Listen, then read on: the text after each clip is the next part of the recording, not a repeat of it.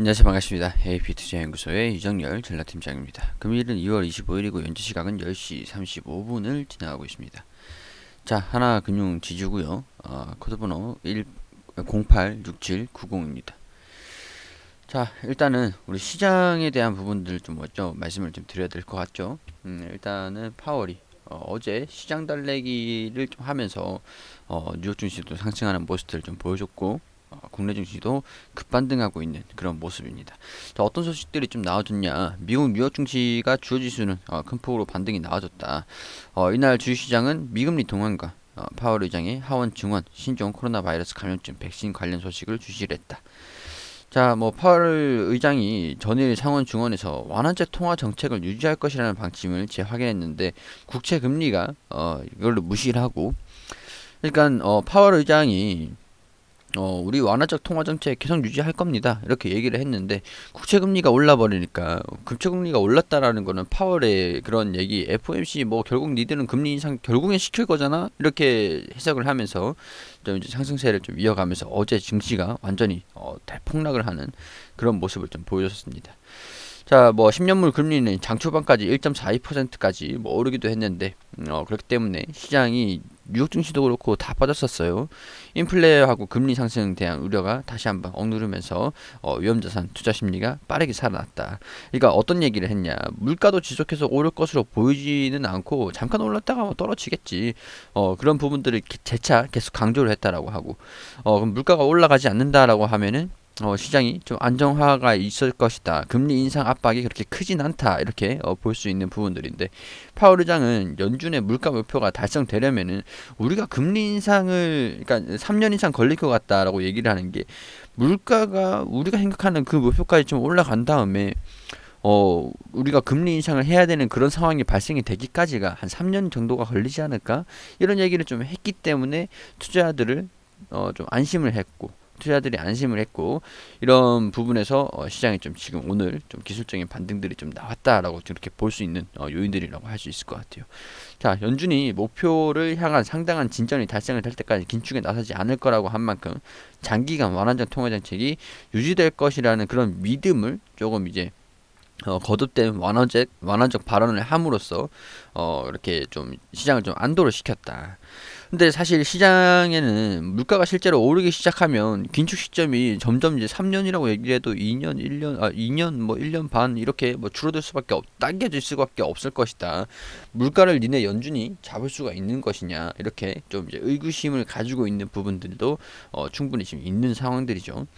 자, 그렇기 때문에 일단은 시장 자체가 기술적인 반등 정도는 나와줬습니다. 지금 코스닥 특히 코스닥 같은 경우에는 어제가 1200 종목이 하락을 하면서 오늘은 1180 종목이 상승을 하고 있는 그런 상황들을 좀 보이고 있어가지고, 시장이 뭐 기술적으로 어제의 낙폭을 조금 어느 정도 회복하고 있는 모습을 보여주고 있는 상황들인데, 일단은 코스닥 지수 자체가 절반가량 좀 회복하면서 대부분의 주가 하락을 완전히 회복하는 모습들은 보이지 않고 있는 그런 상황에서, 오후장에서 이제 또 이게 완전히 또 회복을 하는 모습들을 좀 보여줄 건지, 그런 부분들을 반드시 우리가 체크를 해보고, 단기적으로는 그런 부분들, 장기적으로는 이제 물가가 좀 안정이 상승을 하더라도 뭐랄까, 시장 지수가 좀 바닥이다, 지금이 바닥이다라는 생각이 들기 위해서는 국채 금리가 또 더 이상 상승을 하면 안 되겠죠.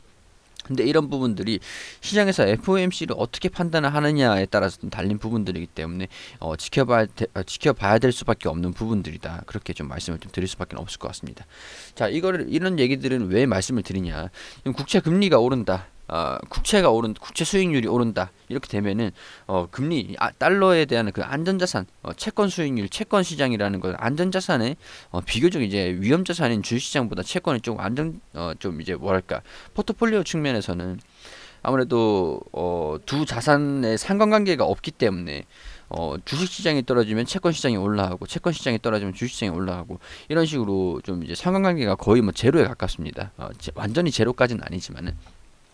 자, 그렇기 때문에 국채 수익률, 채권의 수익률이 올라간다라고 하면은 채권 시장에 안전자산에 돈이 몰리게 되겠죠.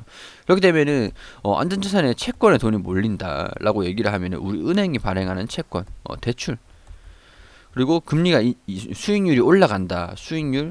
수익률이 올라간다라고 하면 이자가 올라간다라고 보는 것도 마찬가지거든요. 그러니까 이자가 올라가야 우리 채권에 대한 대출을 해주고 여기 이자에 대한 수익률이 증가가 되니까 이런 개념입니다. 자, 그러면 금리가 인상이 된다. 이런 것들이 시장이 주도를 하면서 공포 심리가 나올 때마다 이 은행 관련주들, 은행주들은 이제 호실적을 좀 기대를 하면서 수혜를 좀 받을 수 있다라는 그런 전망이 좀 나오는 그런 상황들이 되겠죠. 자, 그렇게 되면은 우리 지주사들, 우리 국내에 있는 은행 기업들 같은 경우에서 지금 평균적으로 이제 6배에서 8배 정도 수준으로 좀 왔다 갔다 하긴 하거든요. 원래 통상적으로.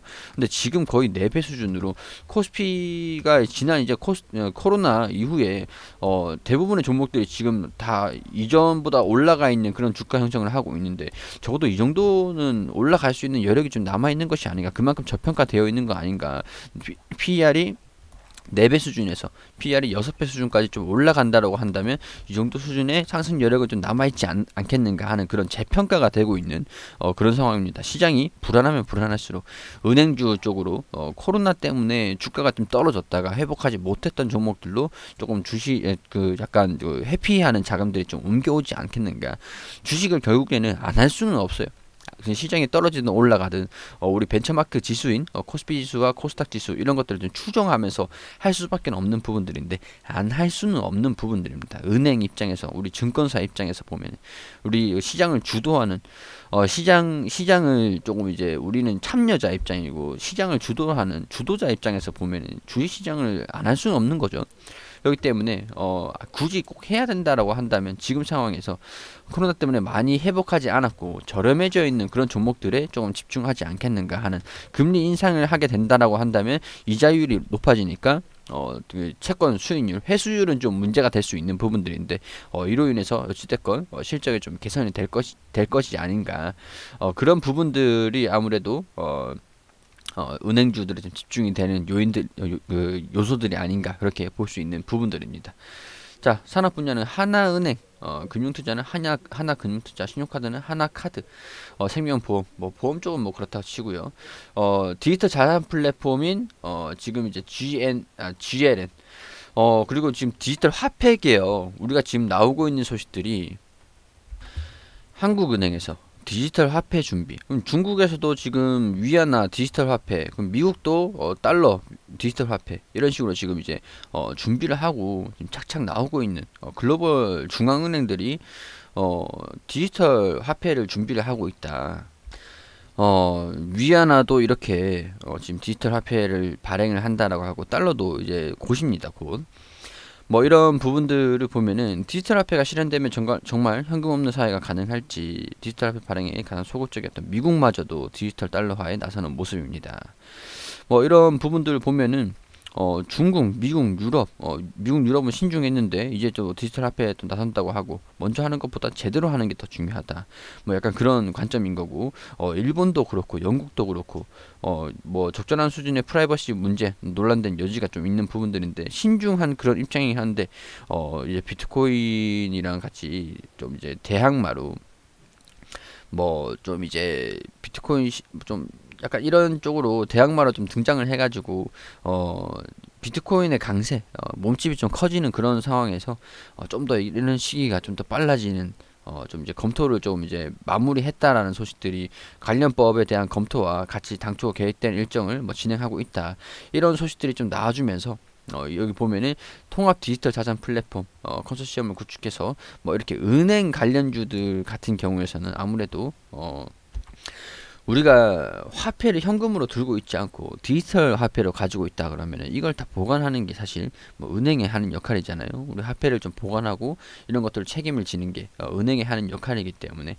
이런 부분에서도 은행주들 같은 경우에서도 수혜를 좀 볼 수 있지 않을까라는 그런 관점이라고 보실 수가 있을 것 같습니다. 자, 하나금융그룹 글로벌 통합 디지털 자산 플랫폼 구축을 한다. 2017년에 소식이 나왔던 거거든요. 자, 이런 것들을 보면은 자, 전 세계 금융기관 유통회사 포인트 사업자가 각자 운영하고 있는 디지털 플랫폼을 하나의 네트워크로 연결해서 포인트 마일리지와 같은 디지털 자산이나 전자화폐를 서로 자유롭게 교환할 수 있는 혁신적인 통합 플랫폼 네트워크를 구축을 진행하고 있다. 자, 뭐 이런 부분들을 보면은 아무래도 준비된 플랫폼들이 좀 있기 때문에 디지털 자산 송금이라든가 디지털 자산 상호 교환이라든가 온오프라인 가맹점 디지털 자산 사용 이런 부분에서 좀, 예, 이, 좀 시장을 좀 선도하는, 그런 은행이 좀 되지 않을까. 그런 기대감이라고 좀 보시면 될 것 같습니다. 자, 최근에 이제 비트코인이 강세를 보이면서 디지털 화폐에 대한 가치, 이런 것들이 좀 논란이 되고 있는 부분들인데, 이런 부분들에서 기간이 조금 발빠르게 움직이고 있는 수급 동향을 좀 보여주고 있고요. 최근에 또 안정성이 좀 있다라고 얘기를 할 수가 있는 게, 시장이 급락하는 모습들을 좀 보이더라도 은행주들은 워낙 지금 저평가가 되어 있는 그런 상황들이기 때문에 큰 폭으로 주가가 좀 빠지지도 않았습니다. 이런 부분들을 좀 본다면 앞으로도 조금 이제 긍정적인 흐름들을 좀 이어갈 수 있지 않을까 하는 그런 기대감을 좀 한번 해볼 수 있는 요인들이 되겠죠. 그리고 우리 소장님께서 매일매일 무료로 종목을 추천드리고 있습니다. 검색창에 AP투자연구소라고 검색하셔서 홈페이지로 들어오게 되시면 여기 라이브로 깜빡깜빡거리시는데 밑에 2021년 무료 추천 종목 게시판이 있습니다. 여기로 들어오시게 되시면 소장님께서 매일매일 무료로 종목을 추천드린 내역들 게시판들 확인이 되시죠. 자, 2월 19일 금요일 무료 추천 종목 게시판에 들어오게 됩니다. 자, 그리고 들어오시면은 저희가 장전에는 뉴욕 증시, 미국 증시가 어떻게 진행이 됐는지 좀 간단하게 이슈들 브리핑을 드리고 장전 시황 그리고 이제 9시가 되면은 NHN 벅스 현재가 6,550원, 1차 목표가 6,745원, 손절가 6,300원. 그리고 9시 1분에 본느 현재가 3,300원, 1차 목표가 3,400원, 손절가 3,100원으로 대응하시라고 말씀드리고 9시 2분에 동서 현재가 41,500원, 1차 목표가 42,700원, 손절가 39,600원으로 대응하시라고 세 종목 추천드렸습니다. 자, 이렇게 무료로 급등 종목들 이렇게 추천을 다 드리고 나가지고 1차 목표가 달성했다. 그리고 NHN 추가 상승 중 이런 식으로 차트와 이게 댓글을 통해서 이렇게 종목들 추천드린 것들 어떻게 진행되고 있는지 좀 상세하게 알려드리고 있습니다. 자, 동서 1차 목표가 달성을 했다. 이렇게 차트를 통해서 알려드렸고요. 자, 뭐 이렇게 뭐 보통 이제 가지고 있는 종목들 오늘 이날은 이제 세 종목이 다 한 번에 바로 수익이 나가지고 뭐 보유하는 종목들이 어떤 종목이 있다라고 안내를 안 해드렸는데 이날 보통 이렇게 보유하고 있는 종목이 어떤 종목이 있는지 다 이렇게 댓글로 상세하게 안내를 다 드리고 있습니다. 저희가 단기 종목을 추천드리고 있기 때문에 무조건 100% 수익이 난다라고 이렇게 말씀을 드릴 수는 없는데 가급적 좀 웬만하면은 이제 급등주로 수익이 좀 날 수 있는 그런 종목들로 안내를 드리기 때문에 소장님께서 이렇게 확률적인 부분들을 봤을 때 수익이 꽤 잘 나는 편이긴 합니다. 자, 여기 손실나는 종목들도 있다라는 거, 시장에 따라서 조금 변동성은 있다라는 거, 그런 것들은 좀 참고를 해주시고요. 우리 단기적으로 좀 급등주가 필요하신 분들 오셔가지고 도움을 좀 받으셨으면 좋겠다라는 그런 말씀 드릴 수 있도록 하고요. 알려드리는 매수가와 손절가 그리고 뭐 그런 것들 다 이제 잘 참고하셔가지고 수익을 잘 내실 수 있도록 하였으면 좋겠습니다.